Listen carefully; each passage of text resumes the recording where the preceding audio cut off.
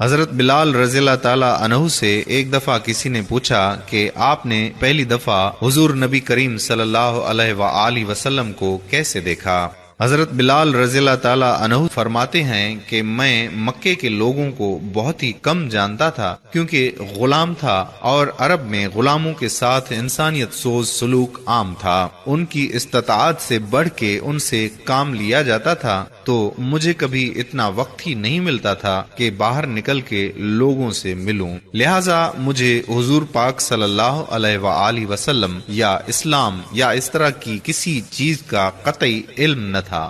ایک دفعہ کیا ہوا کہ مجھے سخت بخار نے آ لیا۔ سخت جاڑے کا موسم تھا اور انتہائی ٹھنڈ اور بخار نے مجھے کمزور کر کے رکھ دیا، لہٰذا میں نے لحاف اوڑھا اور لیٹ گیا۔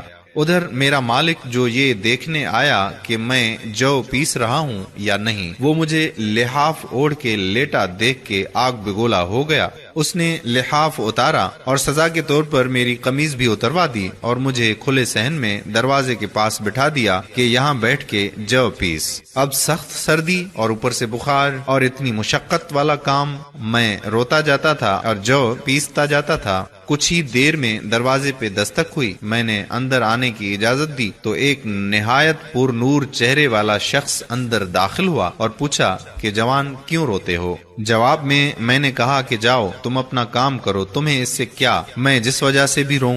یہاں پوچھنے والے بہت ہیں لیکن مداوا کوئی نہیں کرتا۔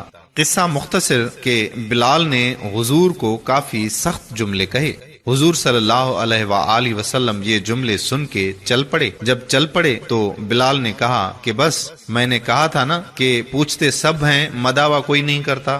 حضور پاک صلی اللہ علیہ وآلہ وسلم یہ سن کر بھی چلتے رہے۔ بلال کہتے ہیں کہ دل میں جو ہلکی سی امید جاگی تھی کہ یہ شخص کوئی مدد کرے گا، وہ بھی گئی، لیکن بلال کو کیا معلوم کہ جس شخص سے اب اس کا واسطہ پڑا ہے وہ رحمت للعالمین ہے۔ بلال کہتے ہیں کہ کچھ ہی دیر میں وہ شخص واپس آ گیا۔ اس کے ایک ہاتھ میں گرم دودھ کا پیالہ اور دوسرے ہاتھ میں کھجوریں تھیں۔ اس نے وہ کھجوریں اور دودھ مجھے دیا اور کہا کھاؤ پیو اور جا کے سو جاؤ۔ میں نے کہا تو یہ جو کون پیسے گا؟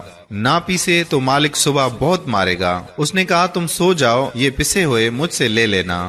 بلال سو گئے اور حضور صلی اللہ علیہ وآلہ وسلم نے ساری رات ایک اجنبی حبشی غلام کے لیے چکی پیسی۔ صبح بلال کو پسے ہوئے جو دیے اور چل گئے۔ دوسری رات پھر ایسا ہی ہوا، دودھ اور دوا بلال کو دے دی اور ساری رات چکی پیسی۔ ایسا 3 دن مسلسل کرتے رہے جب تک کہ بلال ٹھیک نہ ہو گئے۔ یہ تھا وہ تعارف جس کے بطن سے لافانی عشق نے جنم لیا کہ آج بھی بلال کو صحابی رسول بعد میں، عاشق رسول پہلے کہا جاتا ہے۔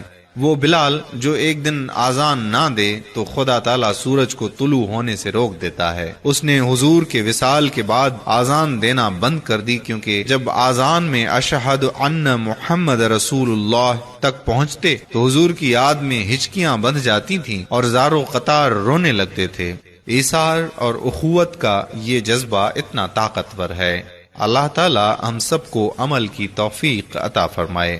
دوستو، چلتے چلتے ہمیشہ کی طرح وہی ایک آخری بات عرض کرتا چلوں کہ اگر کبھی کوئی ویڈیو اچھی لگے تو تھوڑے سے مطالعے کے بعد مزید تھوڑی سی زحمت فرما کر اپنے دوستوں کے ساتھ بھی شیئر کر لیا کیجئے۔ یقین کیجئے کہ اس میں آپ کا بمشکل ایک لمحہ صرف ہوگا، لیکن ہو سکتا ہے کہ اس ایک لمحے کی اٹھائی ہوئی تکلیف سے آپ کی شیئر کردہ ویڈیو ہزاروں لوگوں کے لیے سبق آموز ثابت ہو۔ جزاک اللہ خیرہ۔